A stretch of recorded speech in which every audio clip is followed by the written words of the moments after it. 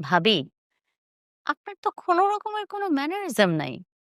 একটা হাসব্যান্ড ওয়াইফের রুমে ঢুকতে গেলে মিনিমাম যে একটা নক করতে হয়, সেটা আপনি জানেন না?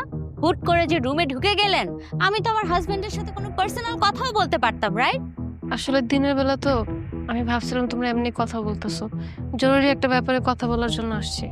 উফ! এনিওয়ে, কি হয়েছে? কেন এসেছেন?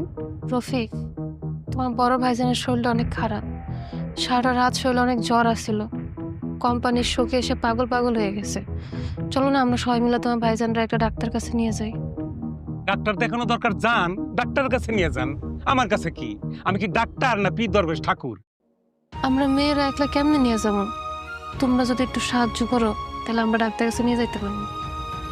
আমার কাছে কোনো টাকা পয়সা নাই, পরিস্থিতি খুব খারাপ।